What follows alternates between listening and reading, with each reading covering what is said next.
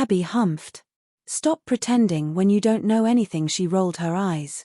We'll know who's better soon enough. Even if Dustin doesn't win against Tatum, he's still a rare genius, so we should still respect him, the man from earlier said. You're right. Just getting Tatum to challenge him to a duel is a feat of its own. Otherwise, Boulder Thorn wouldn't have wasted so much energy on this. I heard that he's only around 20. It's extremely rare to see someone that age reach divinity. He's practically a genius. Even if he doesn't win against Tatum, it will be an honorable defeat. Everyone began to chip in their opinions. Although they were sure Dustin would lose to Tatum, they still acknowledged the former's talents and skills. I heard that Dustin doesn't have a quild and is self-taught is bound to shine if he enters Iron Shade, one said. Another chuckled. Iron Shade only has around 100 disciples. A talent like him would be wasted there. Someone else agreed, in terms of size and growth, Highfield is definitely better. I'm sure Dustin wouldn't refuse my offer. Hey, are you guys forgetting about Steel Legion? Abby shouted unhappily. My guild is obviously the best. If Dustin actually wants to pick a guild, he'd clearly choose us. Dustin was puzzled. He couldn't figure out where Abby got her confidence from. How could she be so sure when she didn't even know who he was yet? Worse, Ralph seemed to think the same, judging from his smug expression. Just as they were talking, a group of Boulder Thorn disciples approached them. Leading them were Brody and Oliver Williams.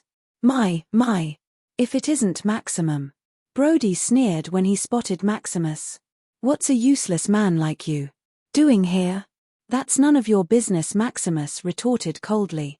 We're peers, Maximum. Even though you've lost all your powers, I won't push you away. For Caitlyn's sake, I can help you return to being my father's disciple if you beg me. Brody sniggered, wrapping an arm around the delicate woman beside him.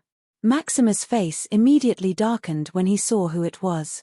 Caitlyn Lawler, his fiancée. Previously, she had been with his mentor, yet here she was, in Brody's embrace. Oh, right. I forgot to tell you that Caitlyn has agreed to marry me. She's mine from now on. I hope you don't mind.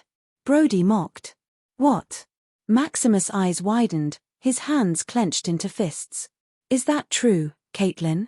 Don't blame me, Maximum. I'm just a weak woman. I need someone to protect me.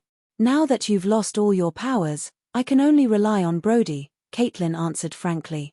Why? Maximus' eyes had turned bloodshot.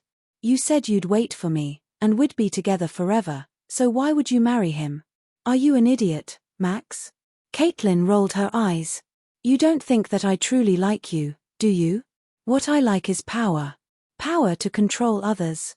I only agreed to marry you back then because you were the most talented disciple of us all. Look at you now. Besides getting kicked out, you've also lost all your powers. Without any power, what makes you think that you're worthy of being with me? Was I supposed to suffer with you?